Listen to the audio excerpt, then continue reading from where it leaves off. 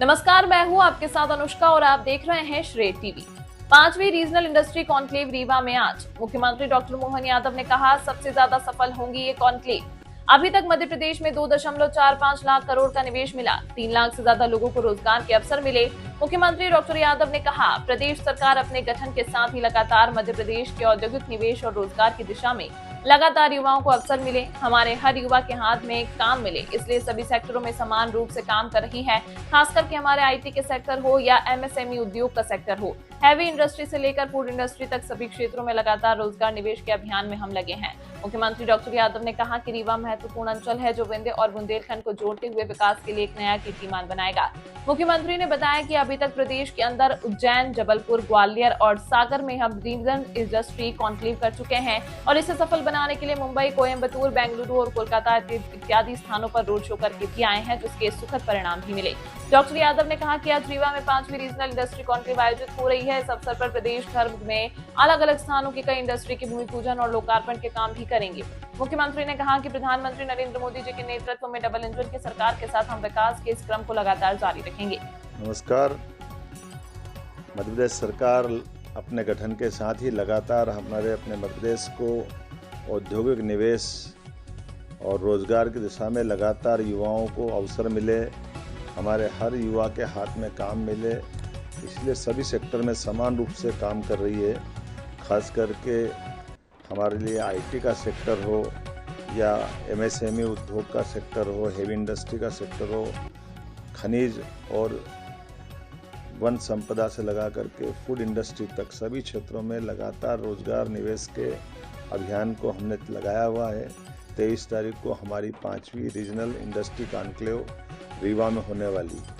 मुझे इस बात का संतोष है कि लगातार जिस प्रकार से हमने इस अभियान को हाथ में लिया है, हमें सकारात्मक संदेश अभी तक मिले हैं। हमने अपनी रीजनल कॉन्क्लेव रीवा में करने के लिए 3 दिन पहले ही हमने एयरपोर्ट का शुभारंभ किया है। यहीं से हम कंटेनर डिपो भी बनाने वाले हैं और ये रीवा का बहुत महत्वपूर्ण अंचल है जो विंध्य और बुंदेलखंड को जोड़ते हुए विकास के लिए एक नया कीर्तिमान बनाएगा। अभी तक हमारे लिए लगातार अलग अलग स्थान पर हम अपने इन सारे चीज़ों को करने के लिए यहाँ प्रदेश के अंदर उज्जैन, जबलपुर, ग्वालियर, सागर इत्यादि स्थानों पर अभी तक हम रीजनल इंडस्ट्री कॉन्क्लेव कर चुके हैं और इसी को सफल बनाने के लिए मुंबई, कोयम्बटूर, बेंगलोर, कोलकाता इत्यादि स्थानों पर रोड शो करके भी आए हैं।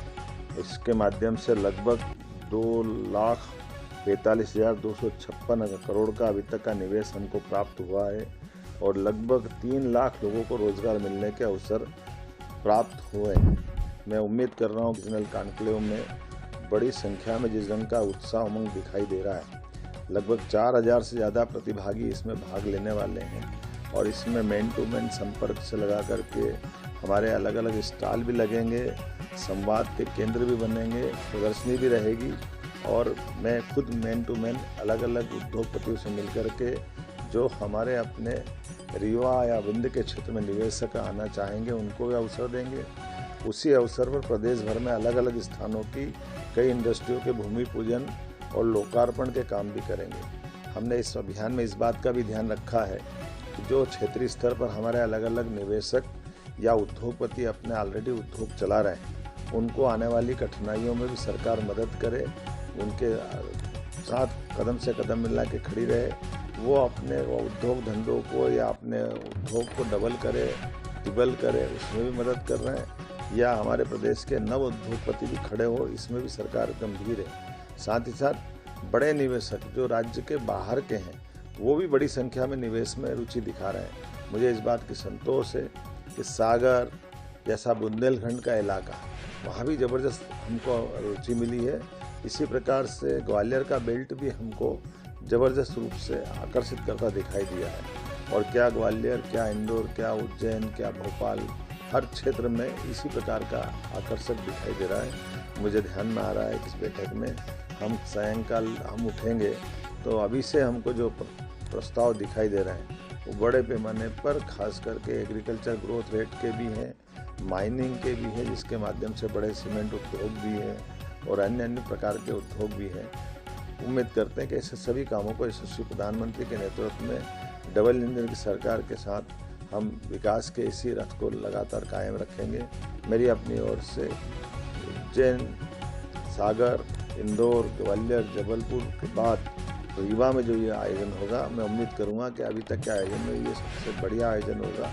पुनः आप सबको शुभकामनाएं।